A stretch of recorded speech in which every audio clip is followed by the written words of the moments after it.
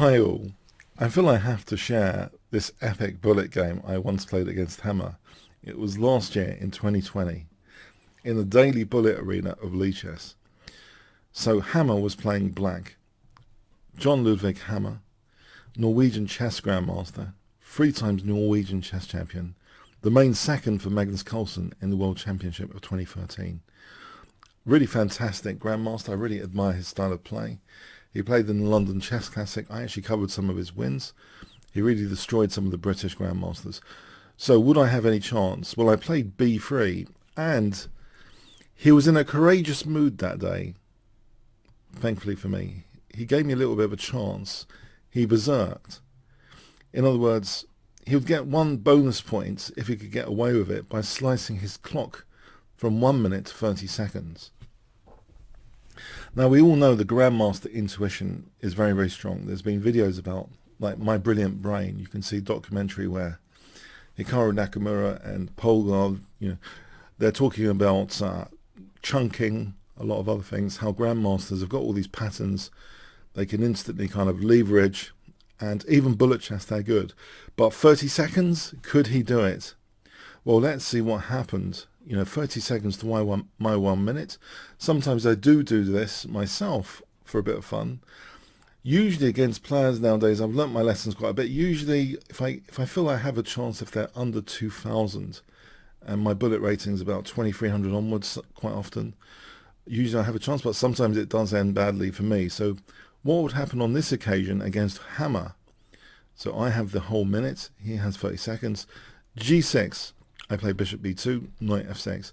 Now this opening, the Larsen's opening, got bad kind of press because Bent Larsen had an epic disaster game against Boris Spassky in the 1970 Rest of the World match. And since then, the popularity or the reputation of the b3 system hasn't been so great, although Nakamura has used both b3 and b6 in various online events with great success. And I found I was playing this with some great results. So last year I was playing b3 a lot more. This year I'm playing knight c3, and I'm finding curious gambits sometimes in my explorations of these openings.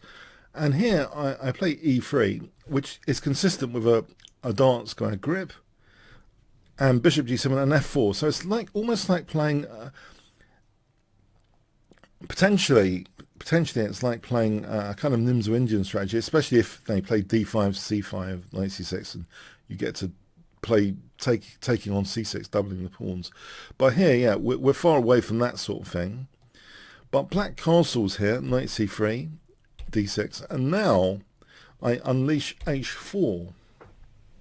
So objectively, perhaps not the best move, but an interesting move, making use of the default rook on h1. So maybe setting him some problems. Knight bd7, h5, and now he plays e5. I open up this h-file, and he takes with the f-pawn. This does weaken a bit that diagonal. I play now, as I have been doing, I've been experimenting with a sort of gambit where I sack the f4 pawn to try and potentially open up this diagonal. And I found this kind of gambit usually quite dangerous, especially on the faster time controls, and often quite a quick way of winning games, especially against the lower rated. But I often become unstuck against higher rated opponents. So it is a bit of a gambling gambit, to say the least. Here on this occasion though, bishop c4 check. I play bishop c4 check. He plays king h8, and already I have some dangerous threats after knight g5. Crudely, the rook and knight coordinate on the h7 pawn. So if the knight dares move, as an example, then it's going to be an immediate checkmate. So he's got to be careful. And here, a less than careful move was played. He should really play knight b6 here. So that after queen e2, for example, f takes. If I castle queenside, technically black's doing very well. But he played queen e7. So guess what I played here, if I give you 5 seconds to pause the video. Okay. Yeah, knight d5, trying to deflect that knight away from h7. And this is already a very, very dangerous position because it also unleashes the bishop on f6. It looks like one of those classic trap games now.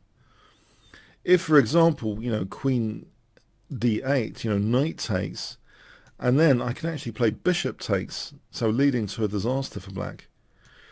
So yeah, knight d5 is a bit of an unwelcome shock. And he plays knight takes d5, and now it's a really brutal finish. Rook takes h7 check makes it possible now to play bishop takes d5 check, and after rook f7, bishop takes f7 check, king f8. I play bishop takes g7, checkmate. Yes, and I always wondered if I should ever mention this game. I think because bullet chess is quite popular nowadays, maybe, especially if you're a bullet chess enthusiast, you might find this game interesting. That b3, it has been kind of used by Nakamura in winning sometimes the ICC Open, and b6 is black. So I'm thinking there might be a point to this video to sharing this, that if anything, maybe this Nimzo Larsen attack, this b3, has got something going for it in today's climate of very, very fast chess. I think it should be given the benefit of the doubt. Of course, in yesterday's game, we saw it kind of in reverse with b6, but that in the engine chess world, inaccuracies are really, really punished. But b3 with white, I think for blitz or bullet chess, is a very interesting weapon of choice. And I think it's worth trying out. Please let me know if you try it out in your blitz or bullet, and maybe post the games to the comments section of this video.